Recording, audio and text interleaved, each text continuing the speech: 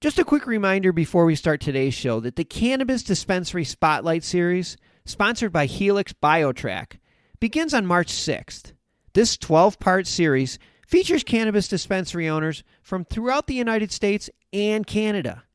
Listen every Thursday and Sunday to hear fascinating insight into all the different strategies that these pioneering retailers are using to crack the national and international expansion code. Tune in on March 6th to hear episode 1 of the Cannabis Dispensary Spotlight Series, sponsored by Helix BioTrack and playing exclusively on the Raising Cannabis Capital podcast. Put in a nutshell, what it allows us to do is eliminate growing media throughout all parts of the production process. So we don't use coconut fiber, we don't use rock wool, soilless mix. So as you can imagine, right off the top, it lends itself to a much leaner cost structure. We don't have purchasing costs, transplant labor, disposal. So there's considerable benefits to using the technology.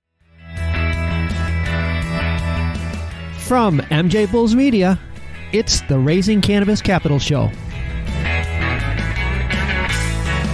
I'm Dan Humistonto, and on today's show, how these Canadian entrepreneurs are applying aeroponic growing technology that they developed into the construction of their new state-of-the-art cultivation facility.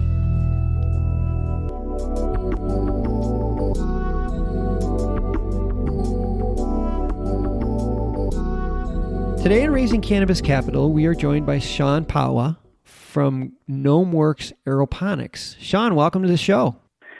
Thank you for having me. I appreciate it. Well, I appreciate you being with us today and to talk about your company. Let's jump right in. GnomeWorks has created proprietary aeroponic technology. Now, I don't know anything about aeroponics, and I don't know that our listeners do either. So can you just explain to us what aeroponics is? Absolutely, for sure. So aeroponic technology, some might be familiar with hydroponics and how there's a lot of benefit to using those systems in contrast to traditional methods. Similarly, aeroponics also has many benefits. Specifically, our system, to just kind of put it in a nutshell, what it allows us to do is eliminate growing media throughout all parts of the production process. So we don't use coconut fiber, we don't use rock wool, soilless mix. So as you can imagine, right off the top, it lends itself to a much leaner cost structure. We don't have purchasing costs, transplant labor, disposal. There's considerable benefits to using the technology. And in addition, because we're able to remove that material from the growing environment, we're not as susceptible to pests and disease as media-based systems. So we're a lot less reliant on fungicides and pesticides, and that kind of leads to a superior product with fewer residuals. Wow. And have you found success with this with growing cannabis? Yeah, absolutely. I mean, we originally set it up it was originally a vertical system. We were cultivating culinary herbs and produce. And then along the way, we kind of started dabbling in a horizontal iteration for cannabis plants. We've been experimenting with our system now for about 4 or 5 years. And within the last 24 months, we've really hit our stride and we're producing some fantastic product. Oh my gosh. That is really exciting. You're in the process of something which is even more exciting, and that's building a cultivation facility in Brighton, Ontario, which for those of you that are not familiar, it's sort of northeast of Toronto, about, on your way to Montreal, but it sounds like a really exciting project. Maybe you can give our listeners just a brief overview about the project. Of course. Something that I really think we need to talk about briefly before we get into that is the GnomeWorks team. And what's really unique about us is, here in the industry, there's a shortage of qualified labor. And that's essentially where GnomeWorks really sets itself apart. Almost every individual in our administrative team, from top to bottom, has some sort of culinary expertise, whether it be, 20, 30 years as a professional landscaper, orchid enthusiast, several master growers associated with the company. Having that collective passion for cultivation and plant science has really allowed us to consider all aspects of cultivation. So what we were able to do was develop a comprehensive production platform, which is highly competitive. So in addition to our irrigation systems, which I've touched on already, we engaged in a multi-year process with leading industry professionals to develop a EU GMP compliant facility from the ground up. Wow. So essentially what it entails, it's a steel superstructure with a transparent roof. And that allows us to have all of the environmental control of an indoor facility, but also realize the cost savings and horticulture benefits of growing under natural light. Oh, okay. And the facility that you're building in Brighton utilizes that technology. That's correct. Yeah. Phase 1 will essentially be 6 greenhouses, which have been isolated into smaller bays, so 12 cultivation bays, and then 1 processing warehouse. Phase 2 is a similar layout, just mirrored on the other side. Okay. I know in Canada, Canada, United States, wherever, licensing is always a challenge. You guys are pretty far along in this process. Yeah, I know a lot of your listeners might be in the U.S., so things are a little bit different in Canada, and it has been a kind of a work in process in terms of the regulatory framework.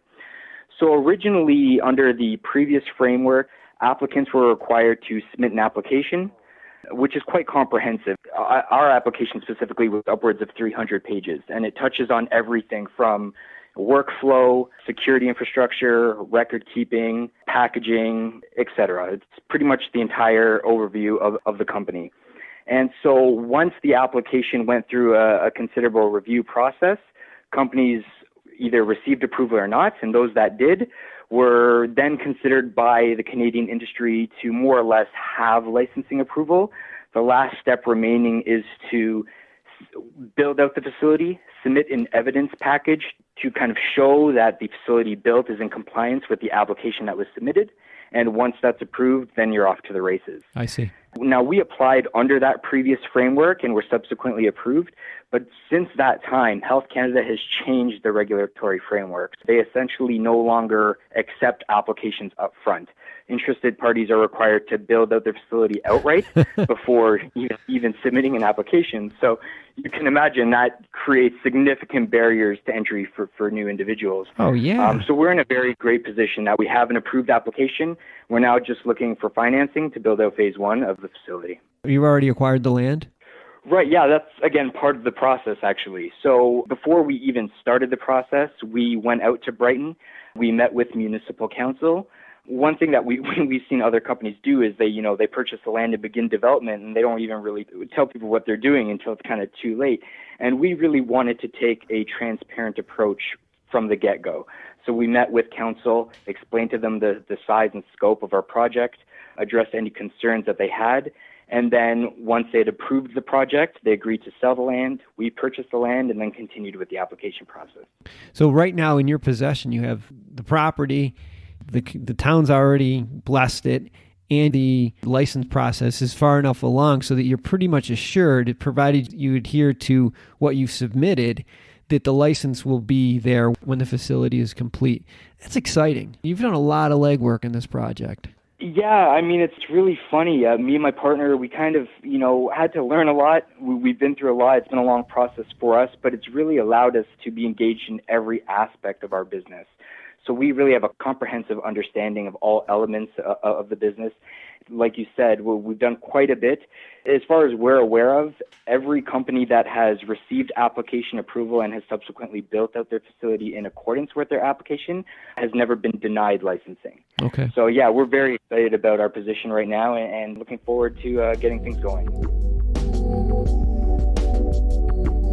I want to take a short break to let you listen to a quick preview of our next episode. When it comes to Asia, we really like to think about our market opportunities as OTC versus prescription. And we very much feel that THC will remain prescription. We see the big OTC or over-the-counter non-prescription opportunity to be CBD and other minor cannabinoids. It's that focus, I think, which is allowing us to establish such a beachhead in markets such as Hong Kong, Japan, and Thailand. Tune in on Thursday to hear Fiocra Mullen and Ian Alexander from Altium International. And now, let's get back to the show. Is an extra value on this one is you can use this new facility as a showcase to highlight all the advancements you've made with aeroponics and the construction of the building. Definitely. We are, generally speaking, taking a much more conservative approach based on just basic business fundamentals, a very modest scale facility, looking to really focus on one specific aspect of the industry, which is cultivation. And then, of course, maybe incorporating oil processing as a natural extension as part of phase 2 of the facility. But we want to keep things very focused. But definitely something that we want to look at down the road is other applications for this technology. So if you consider existing commercial greenhouses for, pepper or tomato farming, often they're set up with, rows of Rockwell cubes and then drip lines at the base. And that's kind of how they feed their plants. Our system can easily be adapted, that it can just be dropped into an existing produce greenhouse such as that, and they can realize increased margins by not having those inputs, coconut fiber, growing media, etc. Yeah, and you'd be able to license that technology, so that's another income stream for you guys. Yeah, I mean, that's kind of the hope. There's a lot that goes into it, really, and the hardware is one thing, but we also have proprietary software and controllers that allow our system to work. And then in addition to that, there's the expertise of using the system. This whole project is exciting, and you're in the middle of a capital raise right now. Can you share any of the details with us? For sure. So we're, again, just looking for capital to build out or complete the construction of phase 1 of our facility out in Brighton. It's essentially 12 million Canadian, or actually 9 million US. 7.5 of that will be for construction, and the remainder will be some working capital and additional cash on hand. And so we're looking for financing. There's some contacts that we're looking to kind of develop dialogue with over the next 60 days, see where things land, and then hopefully get things going by about June, July. Well, I think that's probably a good timetable considering all the work that you've done already. It's an exciting project. We've been speaking with Shawn Pahwa from GnomeWorks Aeroponics, and Shawn's information about the company will be in the show notes and on MJBulls.com. So if you're interested in finding out some more information about this project, just reach out to Shawn directly. Shawn, thanks for being on the show. No, I appreciate it, and thank you for having me. Today's show was made possible by the generous support of our sponsors, like Alt36, the country's premier blockchain payment processing platform that's providing dispensaries and its customers with a safe and secure payment option other than cash. To learn more, go to alt36.com. Today's podcast was produced by MJBulls Media, the industry's premier cannabis podcast network, with original music produced in part by Jamie Humiston. I'm Dan Humiston, and you've been listening to the Raising Cannabis Capital podcast.